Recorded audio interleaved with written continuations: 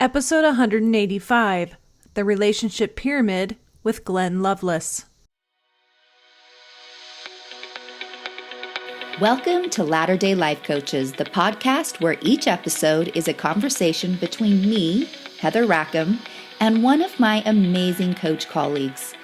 Each coach here is a member of the Church of Jesus Christ of Latter-day Saints and a highly trained, experienced life coach making a great impact in the lives of their clients. And together, we have one main goal, helping you live your best life no matter what. You ready for this conversation with a coach? Here we go. We all want connection in our marriage, but in order to achieve great connection, it takes a significant amount of work from both partners. Coach Glenn Lovelace is sharing some key elements that every couple should include in their relationship pyramid as they strive for greater connection.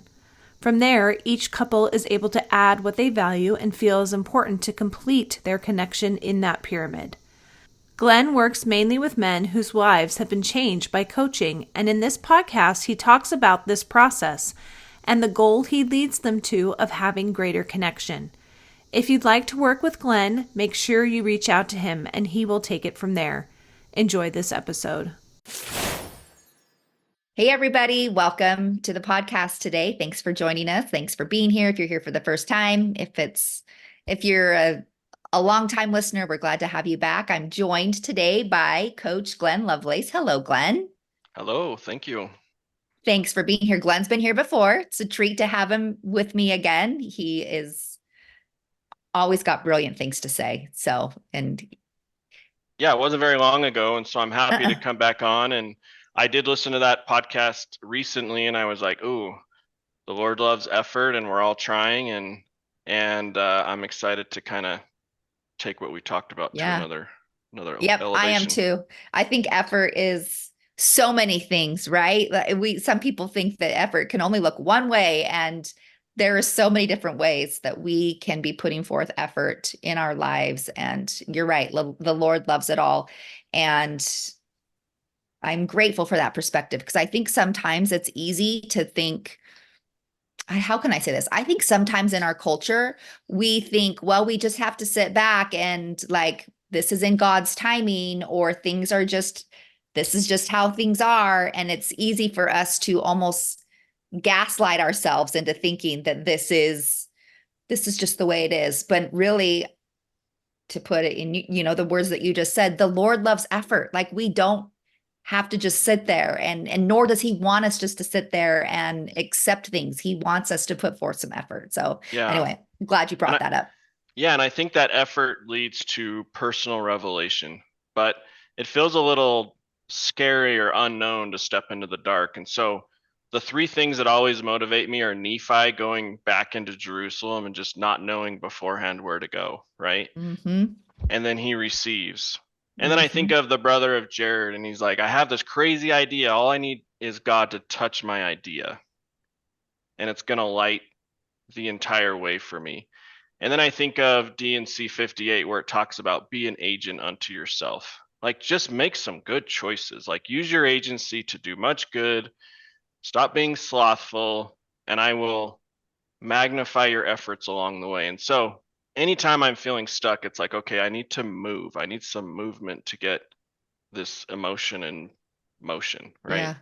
And that's effort. That's effort to the T. Effort. And I love all of those examples, because it's we put forth the effort and we can do great things. But anytime we partner with God in that effort, anytime we're okay, touch this stone and it's going to be great. Anytime we partner with him, it's better than we could have done on our own. And that's just my favorite thing to remember. I had an accident almost a year ago, right? Mm-hmm. And it's just flatlined a lot of my life. And I'm trying to take control of what I can control, but do it differently than I've done in the past. So in the past, I've had 3 jobs, working 90 to 100 hours a week, just forcing my life to be what I wanted it to be. And I've played this game a few times, and the Lord's just kind of are we going to do this again? And so I can do sales. I can do this line of work and this line of work and this line of work. I have experience. And so last week I went through like an interview process. They offered me a job that would pay multiple six figures, and God said, "What are you doing?" And I'm like, "Okay." I had to go down this path Yep. and be like, "Oh, okay, he doesn't want me to go this way," and just have faith and confidence in the unknown that it's like, "Look, Glenn, I got you. Just keep doing what you're doing." And so, yeah, I mean, it's freaky to do this life right now. Yeah. And it's like, well, we don't know until we try. And then when we are told, hey, you need to keep going on this path, it takes faith. Yeah. For And to the sure. world, that's crazy. Yes. It takes a lot of courage, right? Like Yeah.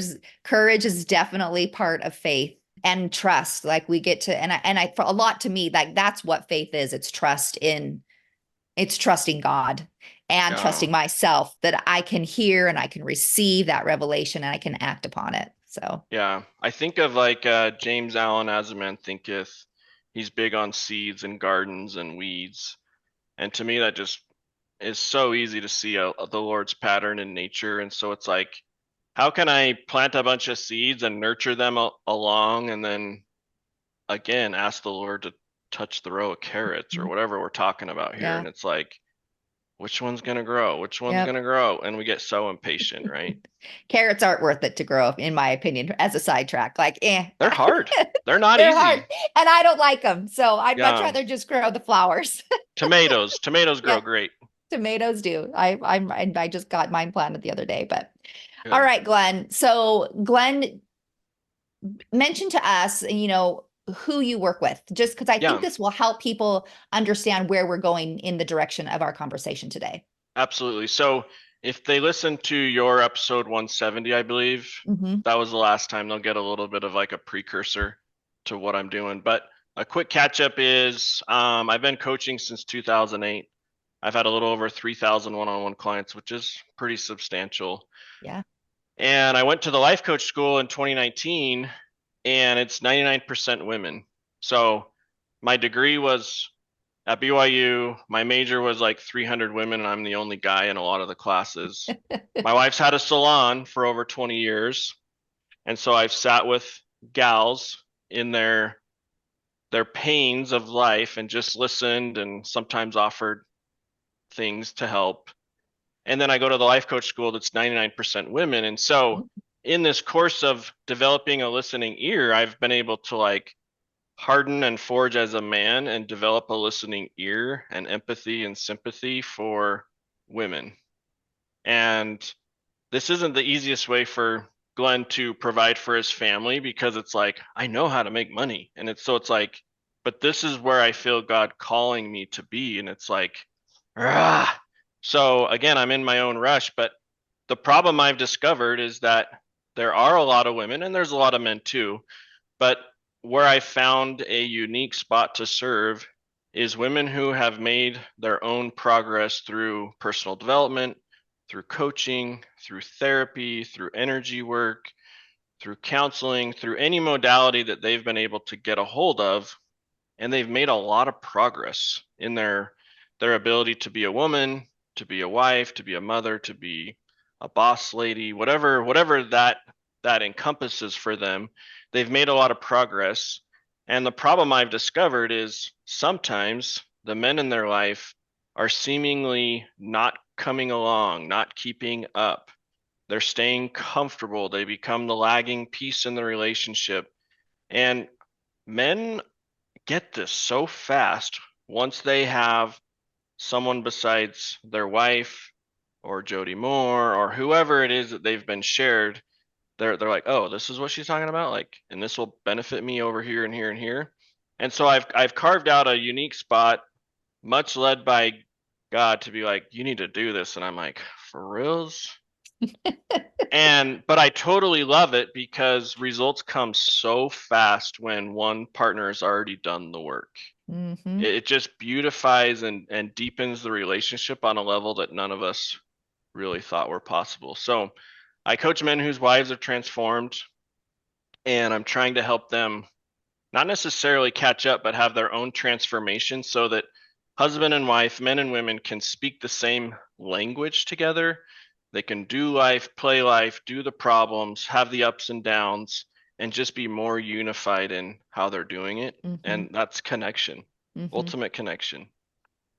Can I ask you a question, Glenn? Well, I'm going to ask you probably a lot of questions, but Of I course. I found in my relationship with my husband that I when I finally was able to vocalize the things that I was learning, the coaching tools and things, like he was like, that's how his brain already just kind of worked. He was like, yeah, that's like common sense.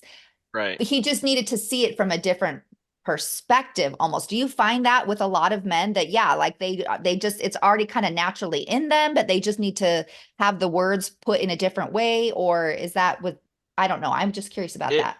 yeah, I want to say yes, men get it, but there's a lot of guys who just don't. They They just just don't. flat Okay. out are so disconnected with themselves. I mean, Yeah. you look around and there's just so many easy ways to pass time and be comfortable. Mm-hmm. And men do a lot of hard work between the ages of 20 and 40. And I found that not all men, but a lot of men create some level of success by the time they're 35, 40 to 50. And Mm-hmm. they just want to relax. Like they're tired too. And it's in that phase that they've created a bunch of patterns to how they handle life, like how they handle their marriage, how they handle their fatherhood, how they handle their spirituality. And it's like, I want to shake these guys and be like, these ruts have helped you get to where you're at, but they're still a rut. Mm. So to answer, my favorite part about coaching is some of the tools is it's helped me make sense of what feels illogical. Like emotions are not logical, but when I throw them in like a coaching model, I'm like, oh, that makes perfect sense. I feel disrespected and now I'm being disrespectful. Mm-hmm. Like my actions are not respectful at all. And so it helps me make sense of the comings and goings in my own relationship. So to answer like an umbrella statement that all men are going to get it, it's like, man, I've spent a lot of time with some of these guys, and some of them are finally getting it after like 2 years of one-on-one coaching. I know that doesn't really instill a lot of hope, but it should because it's like, hey, this relationship's worth it. I bet most of the listeners want to stay married. Mm-hmm.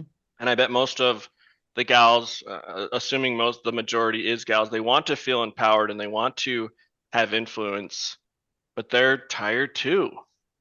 Like we're all doing things we've never done before in a time and season that, you know, we Yeah. don't really have a cheat sheet to do it. So the answer is we just have to meet men where they are, just like we have to meet women where they are, and that's the best answer I can give. Yeah. I do think, you said that men have developed these mechanisms to cope and to get that's made them who they are now, but they are still a rut, right? Right. And it's exactly the same for women. We have done the exact same things, just in different ways. And I do think that's why coaching for a lot of people is really resonating and it's growing because women are discovering, oh, like they're getting out of those ruts and they're seeing the joy and they're seeing the happiness that comes because of it. And if you can do that together with somebody, that's pretty fantastic too. So, Yeah, I run into the common emotions are just human emotions, but I mentioned like men feeling disrespected. I'm like, guess what? Your wife feels disrespected. Men feel unappreciated. Guess what? Your wife does too. Like Mother's Day just happened, and it's like some of these gals are like, I still had to do the dishes, and it's fine. Like it's fine, but we both feel lonely at times, and we have someone right next to us. mhm. Or I don't know. What are all the other emotions that are negative? It's like I'm annoyed, I'm hurt, I'm sad. And it's like we're just having the same experience, but we just don't have the communication ability to like express, hey, this is where I'm at. This is the part I'm trying to own. This is the part you could help me out with. And the marriage is such a unique relationship. That's why it is so hurtful, but also so amazing, is because of that intimate connection. And so it's like you can't treat your marriage like you do your employees. You can't, there are some like correlations between kids and employees for a lot of these guys that I coach, and they're like, oh my gosh, I just never get a break from kids because their employees are just such a wreck all the time. And they have all these stories, right? Yep. So Yeah. Okay. So where do we go then today with this? yeah, I've kind of developed what I call my own relationship pyramid. And in this Okay. pyramid, it's allowed me to create particular attributes and things to focus on. And this works for men or women. And at the bottom of the pyramid is communication. Like, I don't know how many self-help marriage relationship books start with improper communication and how we're like chasing each other like a dog, but it's like two dogs both chasing tails, right? Mm-hmm. So communication is a piece that both sides need to work on. So like I've been working with like almost 10 gals recently on a short-term basis. And so we're going through case by case situations that are very recent and fresh. And I'm introducing ideas on how they can communicate more effectively so that they can break out of their current reality. Their reality is outlined by laws, rules, beliefs, and stories.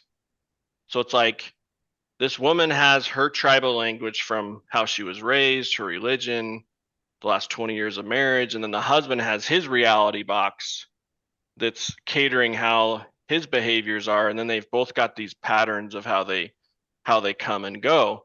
And in order to expand that, we've got to question our own behaviors, our own thoughts, our own feelings. And so as I'm taking gals through this, we're introducing, hey, here's some communications where you're not showing up as you could. And for gals who are like doing all their work, I can only imagine hearing them being like, Glenn, I've been doing my work for years, and it's like you're asking me to do this still. And it's like, I don't know. I don't know what your patterns are to this. Right. But like how we started, you always have the ability to step back into Jerusalem, step back into ideas on what God can do, and just being an agent. So, with communication, one of my favorite places to start is John Gottman's Four Horsemen. You're familiar with those? I most definitely am.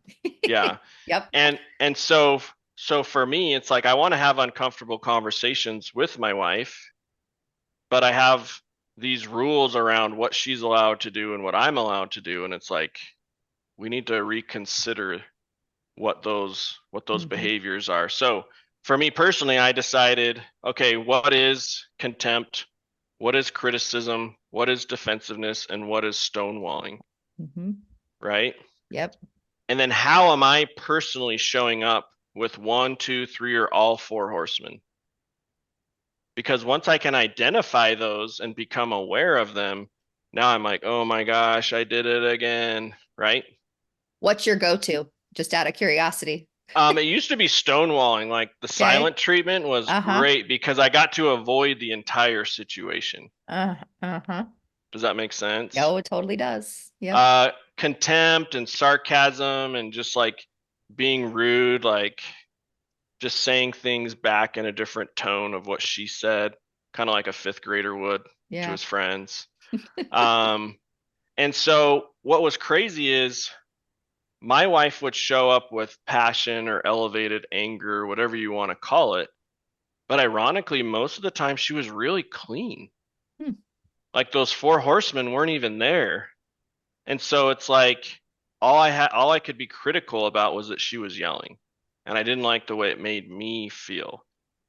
And so, not to be like aggressive here, but it was almost like I was trying to choke her so that she wouldn't like I was trying to choke her verbally so that she wouldn't be so loud and passionate about her feelings. Yeah. She's not perfect. I mean, of course she's apologized and all the things, but the flip in the narrative was, and I may have shared this last time, she's not fighting for me, she's fighting for us. Mm-hmm. Yeah. And when she's fighting me, I felt disrespected. And then as the game goes, if you're familiar with coaching, my thoughts lead to how I feel, my feelings lead to showing up disrespectful. So guess who was disrespecting his wife? all because my wife was passionate about fighting for our relationship. So I personally had to sort through all that. And I know this isn't a guy issue or a woman issue. Like it's both Right. sides with people pleasing, gaslighting, all the things. Mm-hmm. So that's a really good place to start is how are you showing up in uncomfortable conversations? Then from there, it's like, hey, can we read this book together? And then talk about these four horsemen.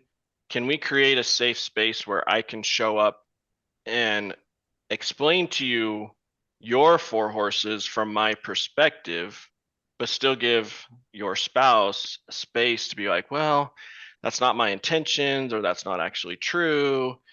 And it's this round and round circle of just refining. Okay. When we start communicating a little bit better, the next step is making new commitments to each other.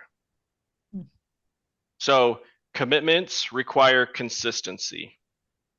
So we're moving up this pyramid from communications to new commitments to consistency.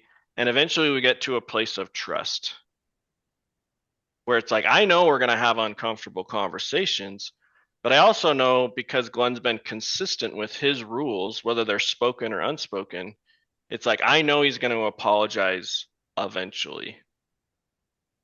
I know he's going to come and own his horses, whatever you want to call them. And he's also going to express how he feels. He's going to be vulnerable. He's not going to gaslight how I'm feeling. Some of these terms might be new, but people can go look them up. But it's like we want to get to a place of trust so that despite the circumstances of life, we're like, this might take an hour, this might take a week, but I know we're solid. We're Mm-hmm. both choosing this. Does that make sense? Yeah, it does. And I think what causes a lot of problems for us is that we just want to be in that trust phase, like Right. from the get-go, right? Yeah. And I think it's actually great to look at it that as that pyramid to know that there's actually some building blocks to getting to that trust phase. And even understanding that can de-escalate a lot of things for us to, oh, like this is where I want to be, but that's not quite where we are. We've got to do some things to get to that place first. Absolutely. And what's really hard is life's going to disrupt what was working. Oh, yeah. So That's there's the never, unfortunate thing, right? We think we've got it figured out, and then oh yeah. no, it changes. Yeah. Like I had a client the other day, he was teasing his wife, and I don't know to what level, I haven't talked to her, but in his mind, he was pushing buttons and just being an annoying teenager to his Mm-hmm. wife. Mm-hmm. And she threw water on him just to get him to stop. And I'm like, ooh, she took it physical, didn't she? He's like, yeah. He's like, I was so mad. And he's like, I'm like, what'd you do? He's like, I made a threat. He's like, it wasn't like a physical threat, but it was like it wasn't appropriate. It was like I was trying to intimidate her. And then she wiped frosting on my face. And then he grabbed her by the hair. And this is stuff that like happens to marriages where it's like Right. all of a sudden, all the pressures of life, like we just all of a sudden find ourselves in a situation and we go from guilt to like extreme shame. Mm-hmm.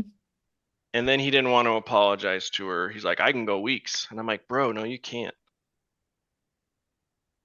And I'm like, dude, you need to fix this sooner than later. Like, be a man. Like, what are you scared of? Owning your problem in this? Like, cut yourself free, man. Like, at least send her a text and say, look, yeah, I don't know who that guy was, but I'm totally ashamed of how I showed up. This is communication 101.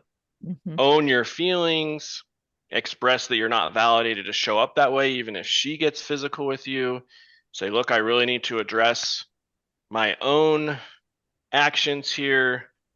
I'm not trying to make excuses here, but these other things are going on. And I realize I was annoying you and I wasn't seeing your signs and requests to stop. And I don't have the full picture, so I don't really know. Right. But I'm just encouraging him to turn to her first. And if she needs some space, like dude, you gotta honor what your part is in this, even if you feel like she started it and then she should come to you first and get this thing started. And those are all the patterns and rules that are just not true. Yeah. Does that make sense? Totally does.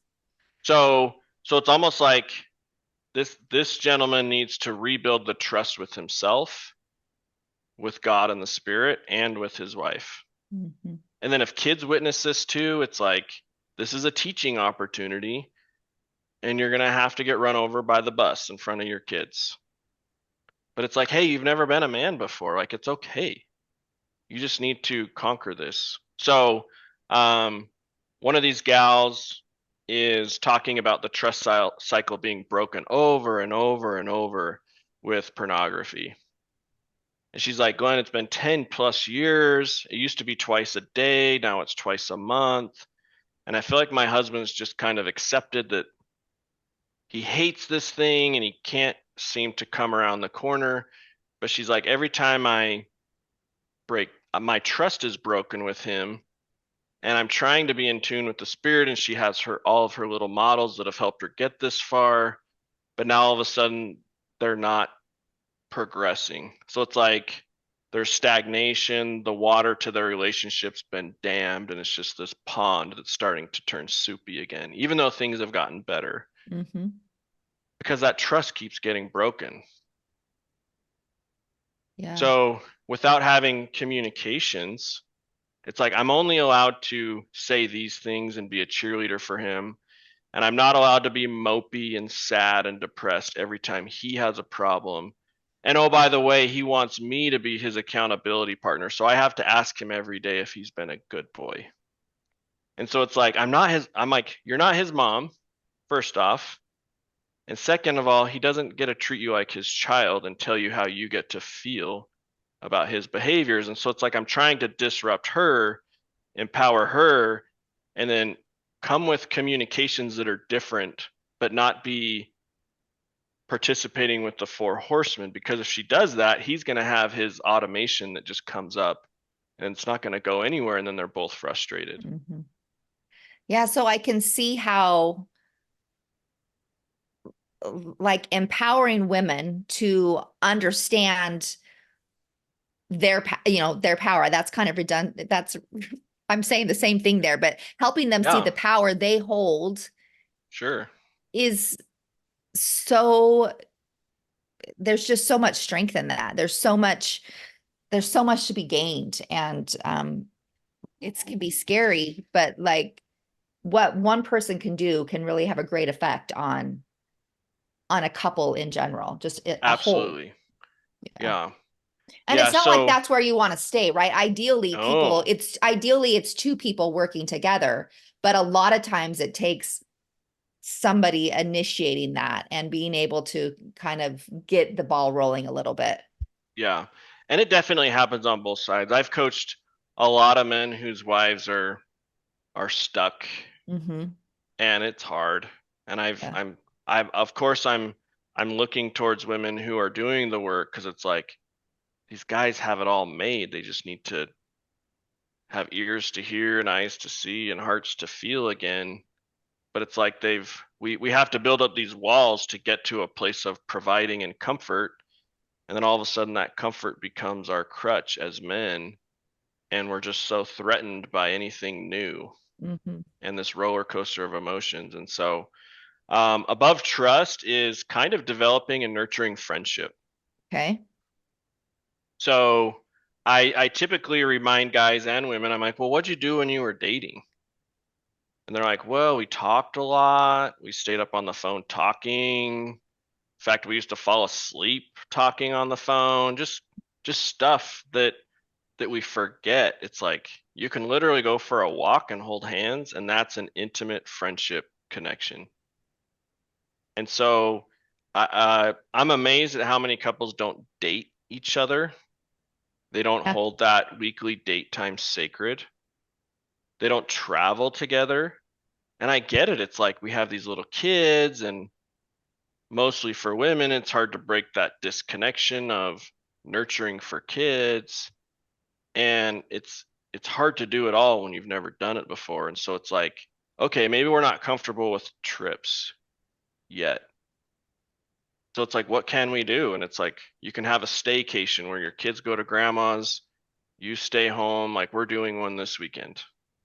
It's like we're gonna do two days of projects, personal time, time together, cook our meals because we cook better than any restaurant. Like, and so friendship, it's like what created this friendship initially, and what have you forgotten because you got busy and you became parents and you became homeowners and you became collectors of debt and stuff and things and medical bills, and maybe you're divorced and remarried now, or maybe like this other gal, you've lost a spouse, and it's like, man, all this stuff's hard when you've never done it before.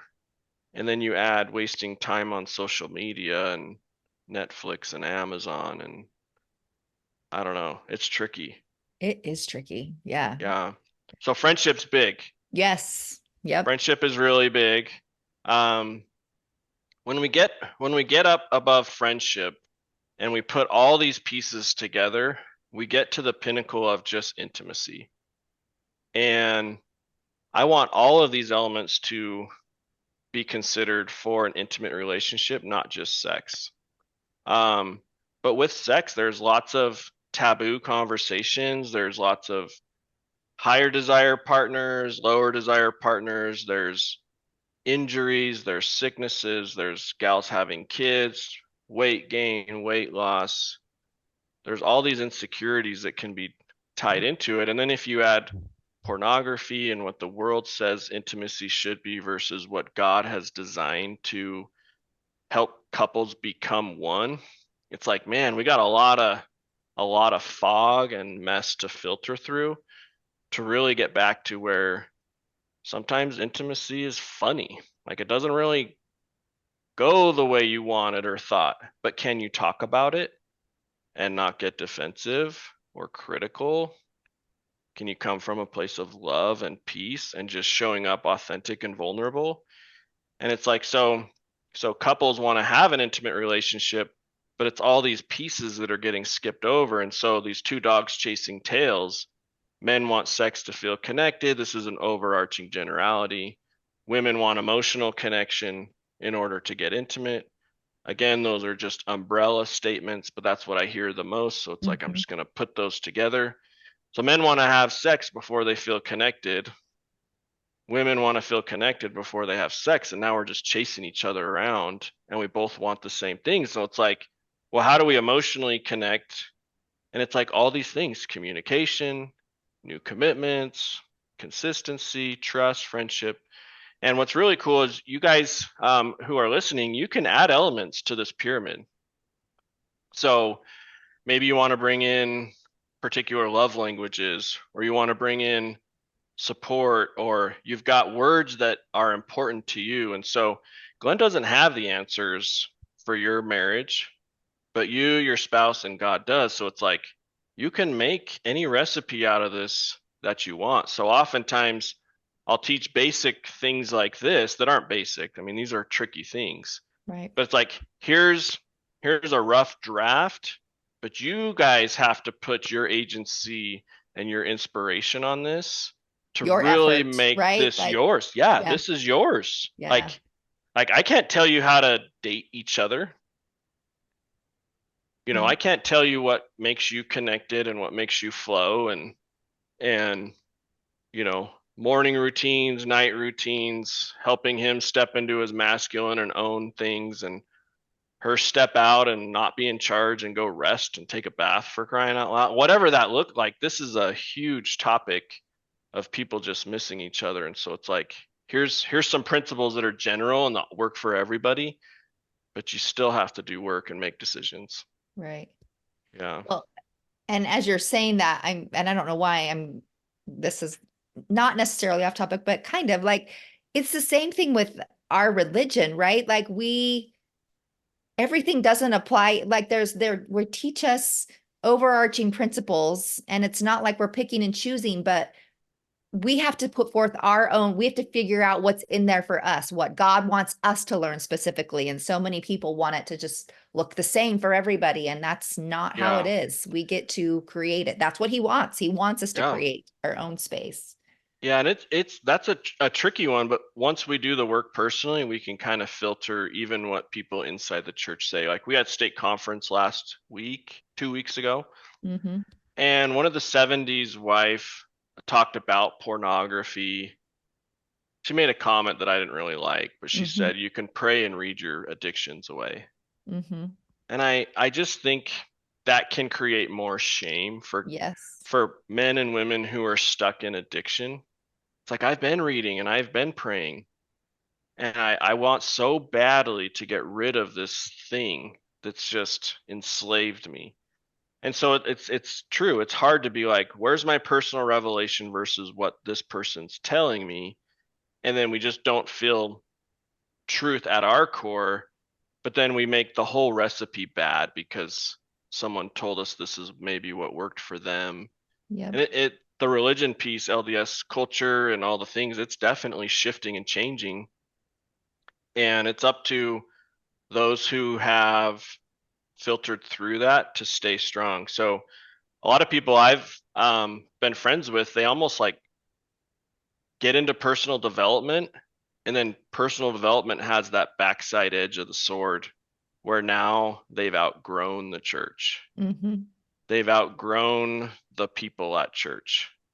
And now they're actually judging the judgers at church. Mm-hmm. And it's like, how do you not see that you hate people that judge people at church, but now you're judging those who judge? And it's just these circles of messes that we can get into, which thus kind of goes back to this point where life is never this glass of water to go water skiing on. Like it's gonna get bumpy and choppy, and you've got to be watching for that. And so there's going to be seasons in our life where we're there to serve, and there's going to be seasons in our life where we're there to heal and to repent. Yeah. And Well, I it's think this is so much just even like our marriage relationships, right? Like people do progress and they in to a different stage of their faith. yeah, But if you continue in that study, you come to learn also that it's really hard to continue to progress without community, because it's in community where we do have to learn to be patient with somebody who might still think in a way that we don't think is accurate, right, or a phase that we've moved beyond. It's in that place that we continue to grow. We need the community to grow, just as we need, like, it's sometimes we might think it might just be easier not to be married, right? Like, let's just walk away from this. But if right. we can step back, like, it's in those relationships that we grow, where we can progress and we can find something so amazing if we're willing to do the work. Yeah, and the biggest indicators to signs that we have growth to make is those negative emotions, Yeah.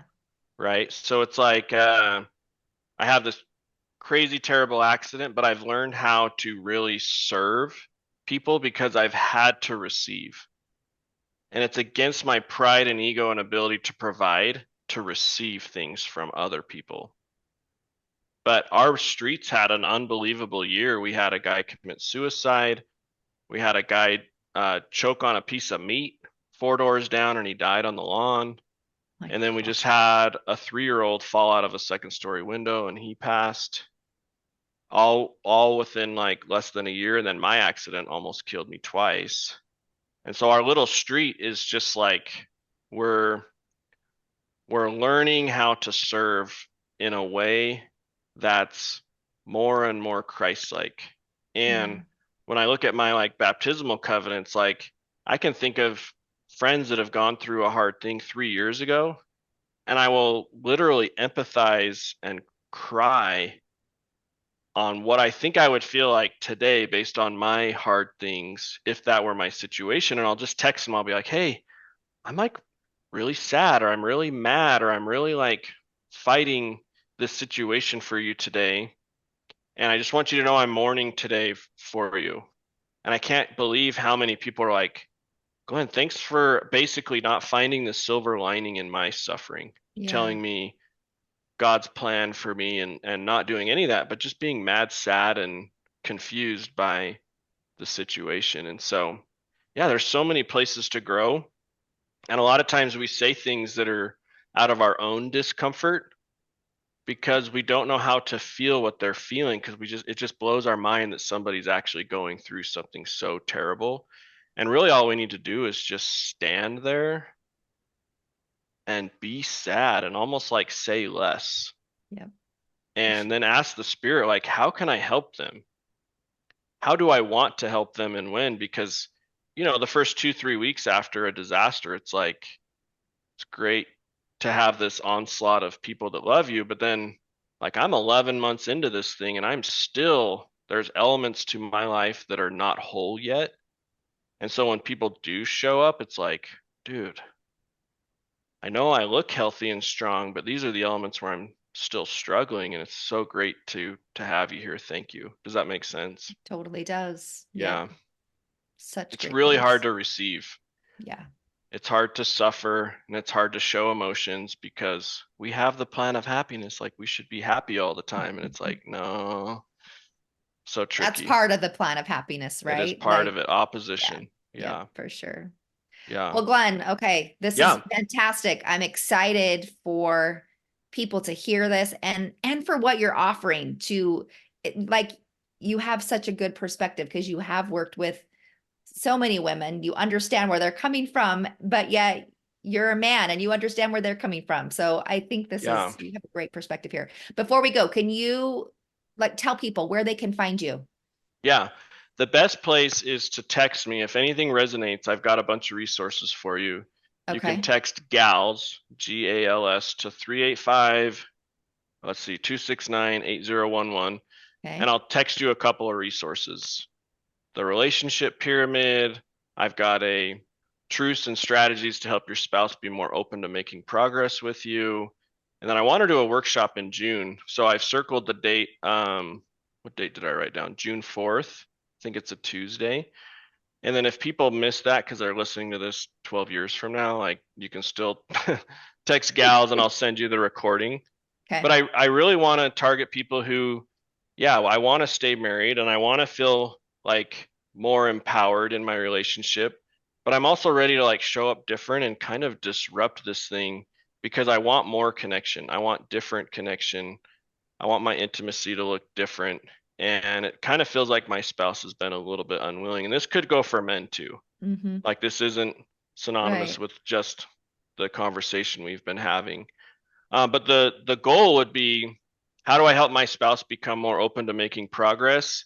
And then how do I introduce new tools so we can build a bigger, more craftsman style relationship or fence with this idea of, okay, I want to do life by these new, fresh tools and rules, and I want to practice with my spouse with them. And I wrote down like 1, 2, 3, 4, 5, 6 things on problems that you might be experiencing. And so for the sake of time and to keep it simple, I'll make another document with this. And if it resonates with you, then come join me on June 4th. And we'll just do a free workshop and get you some resources. Awesome.